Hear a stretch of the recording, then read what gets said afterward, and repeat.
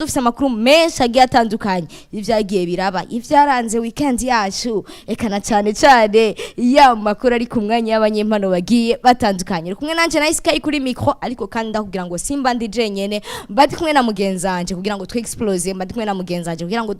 tubahe amakuru ari ku mwanya tubashire ku mwanya na cyane kuri ku mwanya ba ku mwanya nibiri ku mwanya kukuri ku mwanya ndi kumwe na Q Baba. Yes. My name is Q Baba, the son of the living God, Mr. Ndaramukije abakunzi ba Xplosive bariko baradukurikirana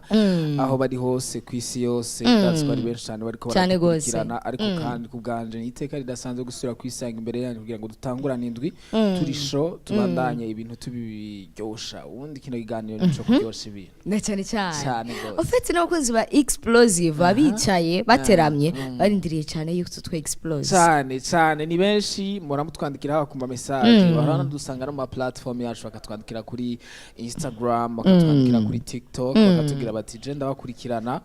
misi yose biraturyohera cyane kubona yuko tudatamba twirorera namuvuga ko ari ikintu citeka twatewe n'umukamo twibutsa na cyane abakunzi ba Xplosive bose muri rusangi ko batadukurikirana kuri zambuga ngurukana bumenye zigiye zitandukanye aho ndavuga kuri Instagram yacu kuri TikTok yacu ushaka kwandika Buja TV ku ma réseaux sociaux yose agiye atandukanye mu Kirundi ku mbuga ngurukana bumenye zigiye zitandukanye mukabasha kuronka tumwe mu tuvideo dutoyi canke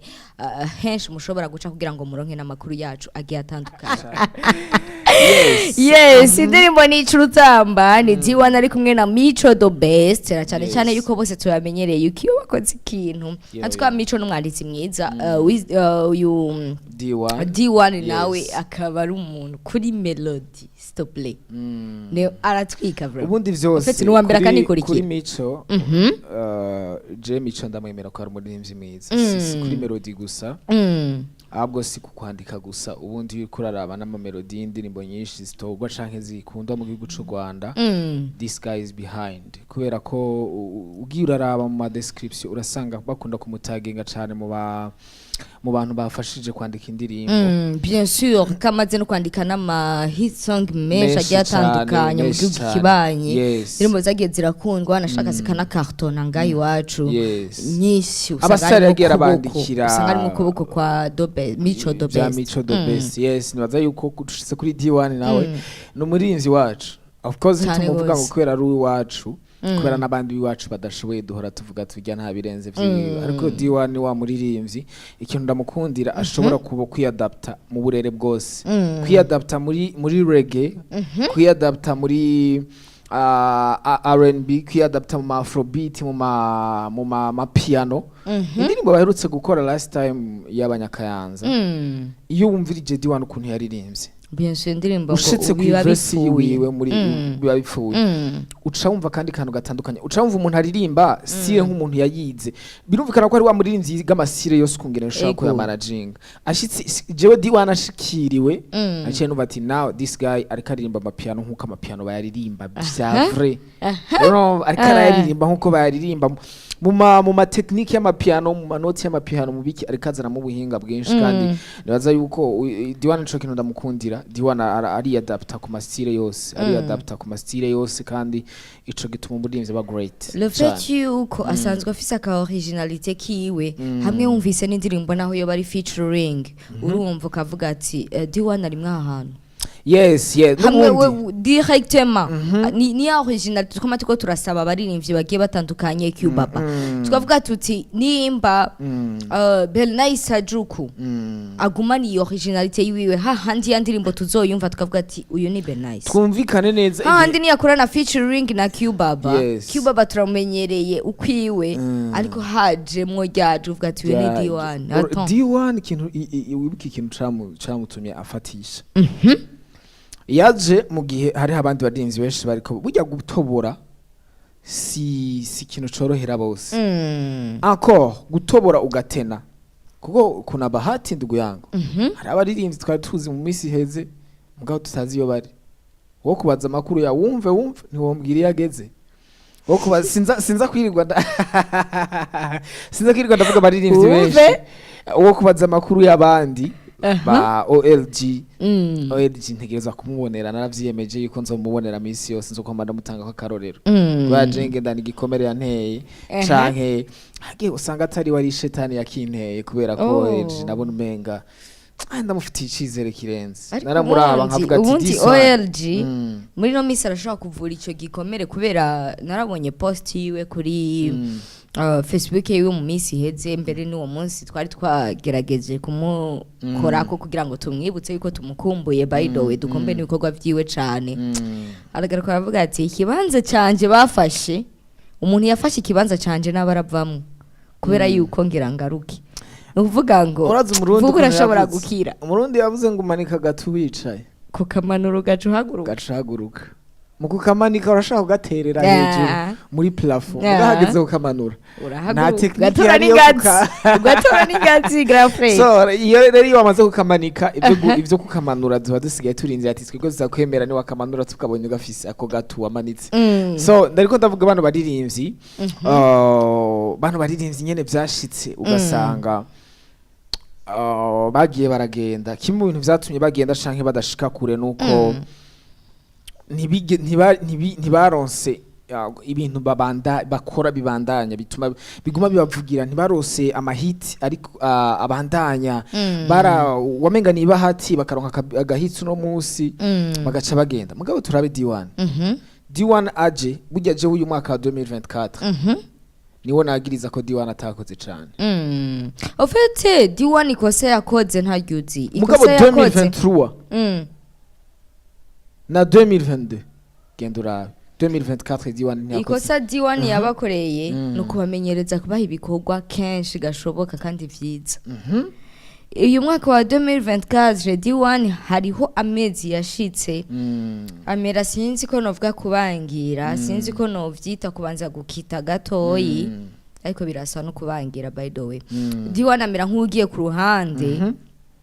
kugira ngo aze mu nyuma agarutse yaciye aza tuzaniye iyi collab ari kumwe na Mico de Best twiteze collab uriko biraba ijya collab ntiyashitsaho imiziki ya D1 yahoreshika I'm sorry for that reka ndabivuga uko kandi burya reka ndakugira ikintu kimwe na Ice Sky reka twitiza akarorero ko muririmbyi nita igihangange akomeye muri Nigeria yitwa Wizkid Wizkid ni the most talented muri Nigeria Wizkid n'abajya bose bariko bajya bose n'abafana biwiwe urumva bana boy bande n'abafana n'abantu bo nyene cyambu cyafizo ngo nuwankaga kwava remera kukiruka cyane cyane Kido yarigeze kumetriza Nigeria yarigeze kumetriza Niger ngaha mu kiganza ciwiwe kandi kimwe mu bintu vyatuma yimetriza n'icahe umupeti yarafise ibikorwa yarameze nka Chris Brown urukurana barakunda no kuvuga yarafise ibikorwa vyinshi kandi biri continuel vyinshi vyiza abantu baca mukunda kubera uko kuntu afise ibikorwa vyinshi kandi vyiza iyo abantu rero wabamenyereje ico kintu nduguyango acane kwambiye kitu bishitse ugacuba kata ubaciye intege ukaza kuri ya ritme yaba dramatic zo ndirimbo imwe canke zibiri mu mwaka bien sûr ego aya rero ya Dramati niko yubatse kariyeri yiwe yayubatse ku rugezo rwaho ashobora gusohora indirimbo zibiri we wakamenya ukungena zimanaginga zikakuvura umwaka wose mugabo hari abandi baririmvyi ngiye no kuvuga amazina wanashaka reka ndakubwiye ndabavuga amazina Sadbi ntiyosohora indirimbo zibiri mu mwaka nubona ko Sadbi ari umustar Sadbi ntiyosohora indirimbo zibiri mu mwaka kandi ni gihangange of course mugabo yishinze mvuge ngo yishinze Dramati byo mukwegera kubera iki nabwira igituma hariho ritme merci beaucoup iyo abana babavyaye ukamenyereza ko baze barangwa icaye mu gatondo bagafungura saa sita no mu ijoro mu ma 18h bakabanza bakavyuka bakanywa ikindi caye mu kurindira ko ivyo mu ijoro bisha une fois bishitse ugakata iyo ritme bashobora kwiyumva nabi canke bashobora no kuguhunga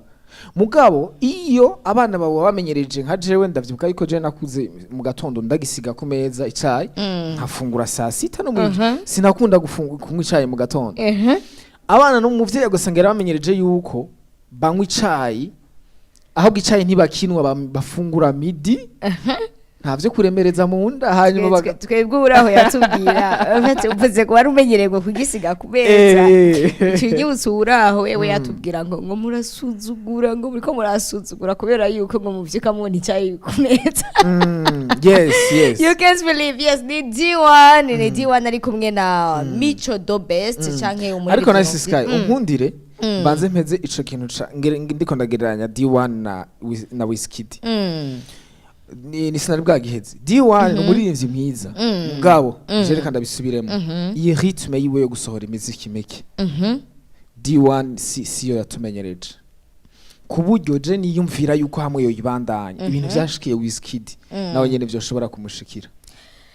undi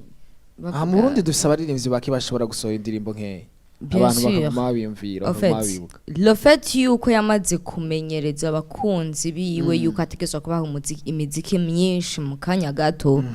ni iryo kosa yakoze sikosa umwanya umwe ni ikosa kuko muri kano kanya ntavyo ari karakora nimba waramaze kubibamenyereza ukaba utashoboye kubikora muri kano kanya ikosa bien sûr niryo kuba mu isite niho nkumara numva bavuga ngo wipashije muremure ngo kwihaye pasi ndende yisurestime ware yisurestime wihaye ihangiro vyogorana yuko wewe ugira ushitsa turi kumwe muri studio no mugwi Victoria's team reka ngende ndaca hirya no hino ku bintu bimwe muri no industry zagiye biraho turi kumwe muri studio na Victoria's team nabwiye ati mwe haheze igihe kinini mudasohora indirimbo shavuga ngo ngo ya ngo twe ngo dusohora indirimbo ngo chaque 3 mois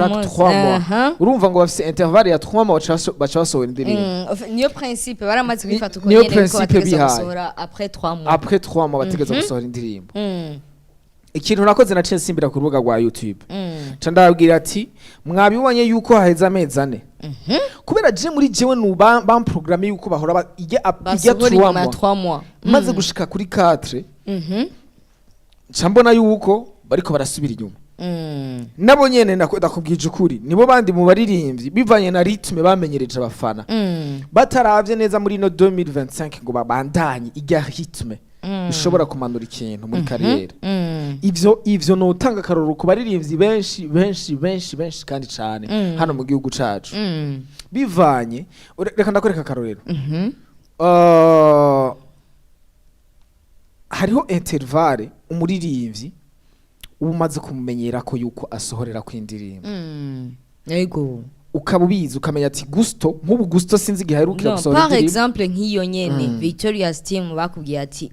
après 3 mois dutegerezwa gusohora indirimbo iyo ni intervalle wamaze kumenyera wamaze kwishira mu mutwe yuko après 3 mois utegerezwa kuronka igikorwa gishasha ca Victoria's wewe wenyene uriha ikibanza cawe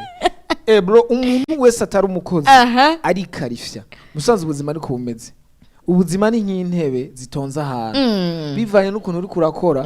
urigera imbere canke ukegera inyuma bien sûr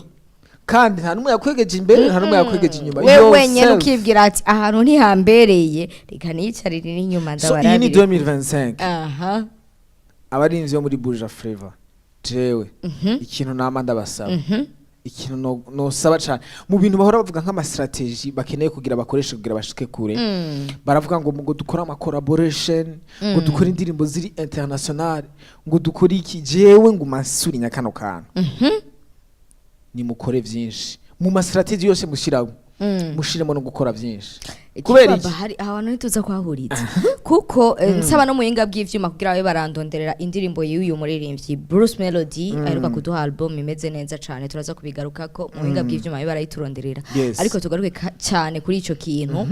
tutaza guhurizako hariho gukora ibikorwa vyinshi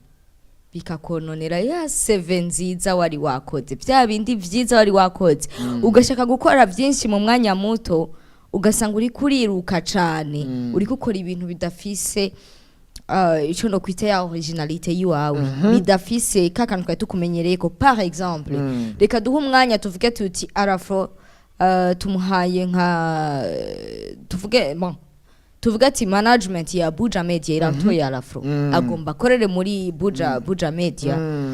warashaka umwaka wose sivyo ndanakwibutsa yuko last time giheruka ngaha yavuze ko yarose management kandi agiye guhindura umuvuduko cyane tuvuge kuri iyo management yiwe yamaze kuba arimwo muri kano kanya sivyo araja duhaye ibikorwa byinshi cyane bitarimwe ya kalite dusanzwe tumumenyereye kuko arafro turafise ukuntu tumumenyereye turafise ukuntu tumukunda arashobora kuza umunsi akavuga ati kubera yuko havumye amapiyano reka ndabatemwe amapiyano nejo cengaruka ndabatemwe yandi mapiyano bavuga ngo wishingi inzira y'uwundi iyi wawe ugasanga yazimiye ugasanga wayibagiye bien sûr asanga reka tuzanira ibikorwa byinshi ariko bitarimwe ya kalite ca kintu gituma abanyagihugu bamukunda ibikorwa byinshi d'une part ni vyiza ariko d'une autre part nice ibikorwa byinshi vyamara vyiza uti kubera iki iyo umuririmbyi ari professionnel iyo abonye ko aza gukenera umwanya ukwiye ari yaka ibikorwa bimwe bimwe agatanga ubwanditsi abantu bakamwandikira agaba arrangeur bakamwarangira akaha ibintu akagenda muri studio agiye kuririmba gusa mugabo agakora ibikorwa byinshi kubera reka ndaguha akarorero ikiringo kinini ya Chris Brown amaze adasohoye indirimbo n'amezi indwi muri ayo mezi indwi muri uko kwezi nyene ayo mezi indwi aheze yasohoye indirimbo zine romva aca inyuma y'amezi umunani asohora iyindi nyuma y'amezi 9 yaciye asohora indirimbo 10 n'izindi album y'indirimbo 10 n'izindi uravye inyuma y'umwaka yari yasohoye iyindi album uyu mujama ashobora gusohora album zirenga zibiri mu mwaka umwe yahejeje kuzisohora agaca asohora n'ayandi single tracks atari no muri album bisigura mu mwaka umwe Chris Brown arashaka gusohora indirimbo zishika 100 canke 200 wewe ariko ndakwibutsa ko zose zitakigwa co kimwe urazi igituma rero nico nyene umuntu abakeneye hari indirimbo za Chris Brown zikundwa muri South Africa voilà ziratandukana n'indirimbo za Chris Brown zakunzwe mu Burundi ziratandukana n'izakunzwe muri Amerika sinzi ko wibuka indirimbo yagize yafashe indirimbo yakana ko muri South Africa arayisubiramo twarabigarutse ko ngaha akana kariko karagira kapera Chris Brown agakundana n'agashira kuri statut hanyuma après aza kugatanguza mu ndirimbo yiwiwe igihe aheruka muri South Africa muri concert baranagize rencontre bararamukanya barafatana ifoto bararyoherwa bivuga yuko ujya mwana yanamurishe Breezy kugira ngo ashobore gukoresha iyo sample bayita sample ashobore gusamplinga iyo ndirimbo yiwiwe ijya ndirimbo ategeza gukunda South Africa kutke kuko d'abord yari honneur babona South Africa ya Chris Brown yabateye iteka bien sûr iyindi ndirimbo gusohorana n'indirimbo na Davido itegeza gukundwa muri Nigeria Breezy yarivugiye ati muri no album harimo indirimbo nandikiwe na Davido bisigura Nigeria yaje kubakoloniza direct ivyo avuye aho sinzi ko maze imisi umubona last time yarigeze kugira ama reaction yerekana muri Kongo avuga ati muri Kongo ibi sinza kubigaruka ko kubera peut-être byo bavyerekeye ibindi bintu bitari mu muziki ugasanga yagize nakandi ka reaction muri Ghana ugasanga biza gutuma indirimbo kanaka ikundwa ahubwo abaririmbyi igikomeye suko gusohora izo ndirimbo nke no gusohora nyinshi mbwa zirimo politike voilà uti kubera iki politike y'ukumenya uti izi ndirimbo 50 sohoye nimba drama tagasohora akava kuri diga ndirimbo zibiri asohora agasohora senkana akamenya ati ndaza gukubitamo indirimbo imwe y'igiswahili iyo ndirimbo ahantu ndayironderera ko abafana mu Tanzania ndaza gusohora iyindi y'ikinyarwanda kuko ahora ari ibinyarwanda mwene wacu kosho ni ikinyarwanda indirimbo y'ikinyarwanda inde kosho ni indirimbo y'ikinyarwanda si indirimbo y'ikirundi yes nimwe ikinyarwanda cinshi gusumba ikirundi bien sûr akamenya ati indirimbo ndayisitiwa mu Rwanda ko of course ya ndirimbo yaranakunzwe mu gihugu c'u Rwanda wanashaka nino yabaye indirimbo y'umwaka muri Xplosive muga mu gihugu c'u Rwanda iri mu ndirimbo zavuye mu Burundi zirakundwa hariya cyane bien sûr no mu Rwanda akubwira ati nimba hari umuririmbyi afise imigenderanire mwiza ngaha naho asohora urukatu dutegerezwa kuruvuza dramatic merci peut-être dramatic ahantu arashobora kuba yari nkuko yabitubwiye yarabitwibwire nga muri Xplosive bavuga ati je nariko ndabona isoko ndiko ndakoreramwo iki kintu wanashaka urabona yuko iyo soko yafashe kuko nimba akubwira ati naho iyo sohora urukato itegezwa kuvuzwa nuko iyo soko yamaze kuyiganya yes urumva ubundi agasora iyindi ndirimbo muri album yiwe yarasohoye iyi ndirimbo aheruka ino EP aheruka gusohora irimo karimbo gasa gatush kakaraga ako gatush kakaraga akamenya ati aka gatusha ndagasitiwa ko kazoshikana muri iki gihugu. Iyo ni politique abaririmbyi bagira yo kugira ngo ushobore kubateza imbere. Mu gihugu ca Tanzania umuririmbyi yitwa Mario aheruka gusohora album. Ugiye kuraba yarashizemo ama featuring n'aba Nigeria, shamo featuring zibiri n'abanyarwanda. Element ashashiramo na Spectacular. Abashiramo ari babiri. Abashizemo ari babiri hajya bivyerekana directement yuko ari kararondera audience mu Rwanda. Ashizemo iyo bari kumwe na BNM muri Kenya biriko bivyerekana directement ko shaka audience n'aba Kenya. Ashizemo iyindi featuring bari kumwe na n'umu Nigeria Patolan bivyerekana yuko ashaka directement impact no muri Nigeria. Bisigura umuririmbyi akwiye kumenya d'abord apana gusohora indirimbo ndashaka ya marché iyahi abantu nkeneye nabahi. Merci. Abantu nkeneye n'abana. Usohoye indirimbo ya reggae abantu baza kuyikunda benshi n'abantu bafite turagaruka kuri iki kintu cyo muri Xplosive P1 nawe uciriyemwo. Twamaturiko turagaruka kuri iki kintu cyo kuvuga tuti umuziki nakazi n'urudandazwa nk'ibindi bidandazwa vyose. Nimba nshaka kudandaza par exemple akabenzi ngurubi sinza kuja kwicara ku musigiti sino hajya mpapa nkubiswe bo contre yaho naza no kudandaza barabisesa je ntana nakubiswe wanashaka sivyo babibona kumengo ndababuriye indero bien sûr. So igikorwa nimba ngiye gusohora amapiano hama nkacanza kuririmbamwo ibintu bijanye n'igihugu kiniki sivyo. Par exemple ari umuririmbyi wo mu gihugu kibanye aruka kudukorera indirimbo wanashaka nga anyowe ko rakunda cyane bariko bakora ama challenge menshi yo gukunda umukobwa wo mu Burundi kazi sivyo.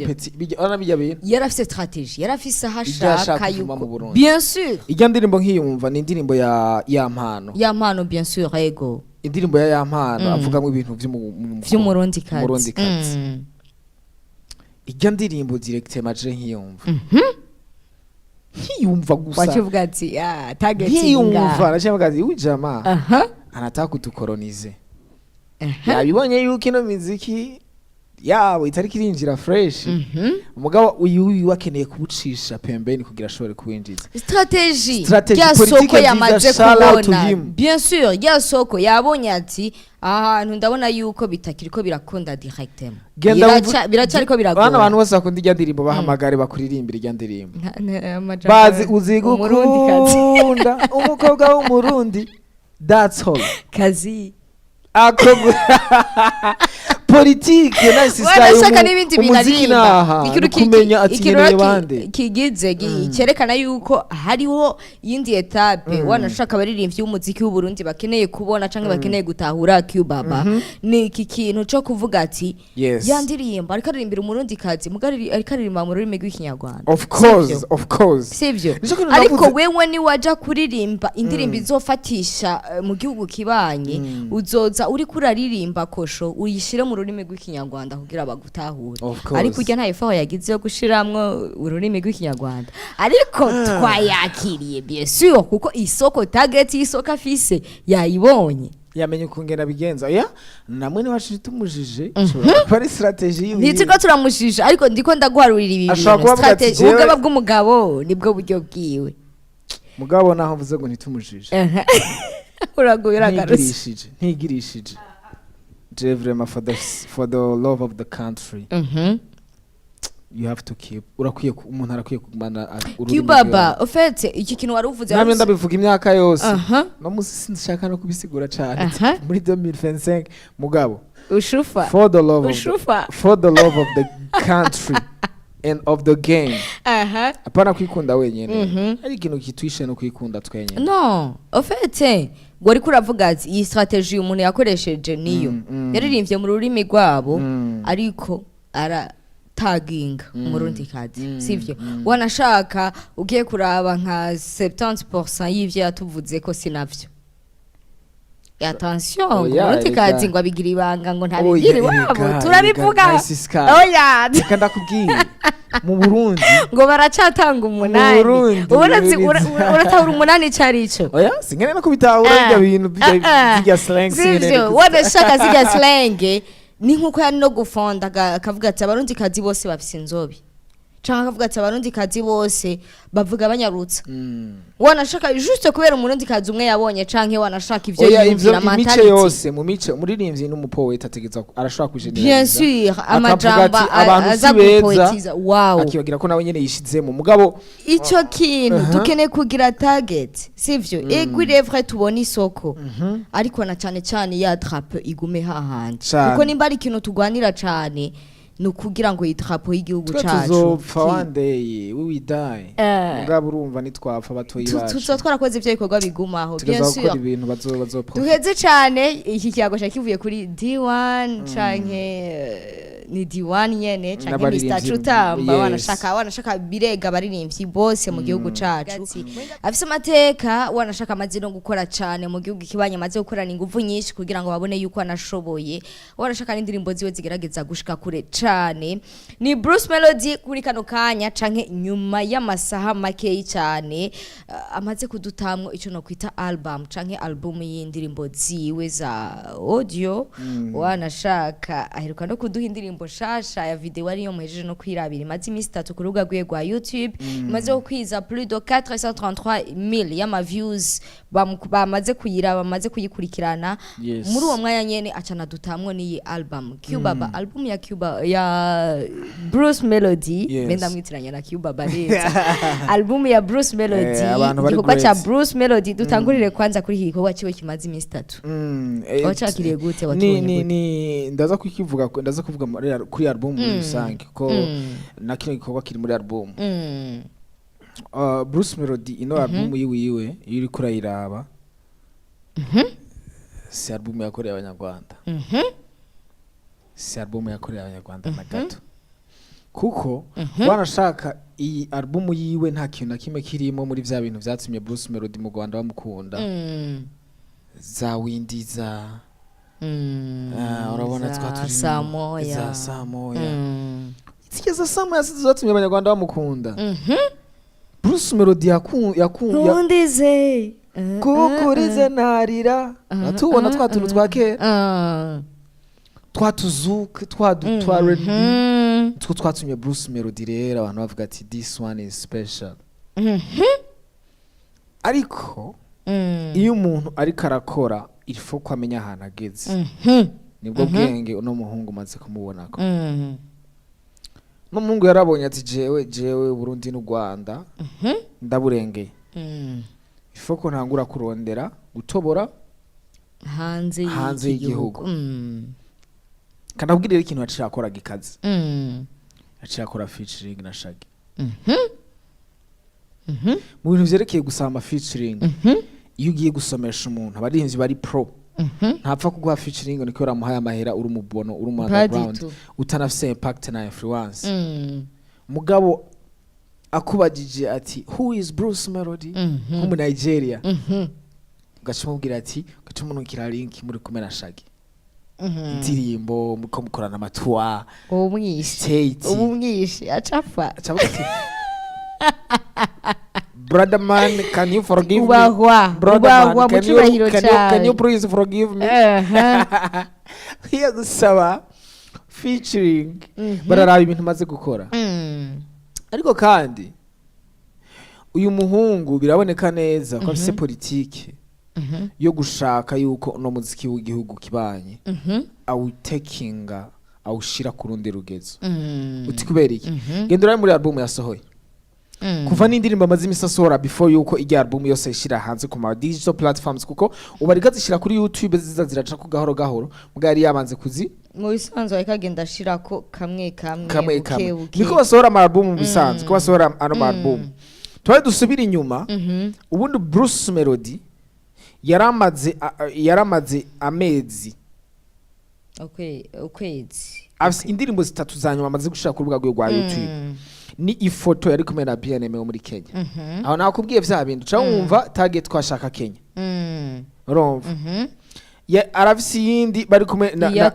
na Black Diamond maze ukwezi arase n'iyindi bari kumwe na Joe Boy imaze turasomera bisigura ngo uyu mutipe ariko ararondera sasa kwinjira gupenetra muri monde mu kibuga c'aba Sabine wahora akunda kuvuga ngo mu kibuga c'abakuze ngo ndi gukinira mu kibuga c'abantu gukinira mu kibuga c'abakuze tivo ikibuga c'abakuze mu bisanzwe ni iki Bruce Melody ariko ntibaracinjiramo mugabo ariko baragerageza kwinjiramo ni gushaka kwinjira ahantu umuziki wawe muri Afrika muri rusange yaba ni Nigeria yaba hehe umuziki wawe vyoroshe yuko bawumenya umuziki wawe winjira ugashikayo umuziki wawe umuntu yinjira muri boîte yo muri Nigeria agasanga uri kuravuga umuziki wawe umuntu yinjira muri boîte ya South Africa agasanga uri kuravuga umuziki wawe nyene ugashika hose sinzi kuvyumva ico kibuga niho ahantu ari karagera muri kano kanya ntagishaka kwirigora tumwanya mu ubu rero iyo ushaka gushika muri ico kibanza muri ico gihe ndabwira uko ngene jewe nibaza ko bikorwa umwanya w'ubuntu bw'ubusho bwa hato na hato burangiye cococo umwanya w'ubusho imakamba imuramvya duhurire kujya amatafari duhurire ifota mu rumonge bro je ntangiye kubona umudinimzi atangiye kugira utwo tuntu ndabona yuko atari yumva yuko akeneye sasa kwinjira mu kibuga c'abakuze kibaba ntavuka rimwe ngo yuzure imeza ico kintu namanaki ndiko ndakivuga kuri abo nyene bashaka gushika muri ico kibuga aho kuri abo bashaka gushika kuri ico kibuga hari handi hantu baba baravuye mukuru wanje merci nico niko ndaza Bruce Melody nawe nyene yarafashe uwo mwanya wo kuboneka ahantu hose ariko ikintu kibera icigwa kibera isomo abarinivyi bose we pambana mugabo bikorane purpose bikorane target genda mu dusho two mu gatumba nakandi ko ngaha hanu hose makamba ugende mu dusho hanu hose mugabo ajye amafaranga bariko urinjiza ntaba yo kunwa Hennessy nabe ayo kujya pizza misi yose aba yo kwiyumvira ati cewe nasabye Konde Boy featuring asaba $10,000 reka niyaranje kungene ndakusanya paka ndayakwica uyu musore nico kintu ariko arakora mu miseze yakoze ama contract n'ibintu byinshi aronka ama contract hirya no hino dushow araza mu Burundi bobo dushow muri Kenya Tanzania ahantu hose aguma agenda aguma azunguruka now this is the time yo kuvuga ati okay sinametrije none aho nari sinaberetse ico nshoboye reka rero stepping up reka dushike ku rundi rugezo ariko ararondera kwinjira ahantu azoba solicite azoronderwa mu makontra komakomeye ya Coca-Cola azoronderwa mu makontra komakomeye ya Sony azoronderwa mu makontra komakomeye yande so uyu mutipe uri kuraraba indirimbo yakoze muri no album ukungene ziririmbwe ukungene zanditse n'ukungene zimwe ama featuring ashaka gutoboa ana target ya gutoboa kwa gutobora ko gayi waje gura imetoboa tari wawundi uwo muntu kuri kwamubonera nari ndabizwa tari niba mu cyunda nabi ariko je karankozeko je nakunda umuntu ashima je nakunda umuntu ashima uje nimba ari ikintu cyambere kitugora mu buzima no gusaba ikintu n'abantu basenga abantu dusenga hari ukuntu tuje imbere y'Imana tubabaye dufise ikibazo gikomeye cyane vure mu gasenga uri kurarira Cuba ubabaye ariko ico kintu maze ukironka ya Mana wafukamira ya Mana watesha umutwe yibuza kuryama no kumviriza izindi ngorane z'abanyagihugu oya ijambo ry'Imana ko ibindi bibazo by'abanyagihugu izumvira rimwe denku no dimanche ugafata umwanya uri kurarira Imana umaze kuronka bikanka yuko usubira imbere y'Imana yibwira ati Mungu nawe uwo yishimira mu kibire tukayibwira ati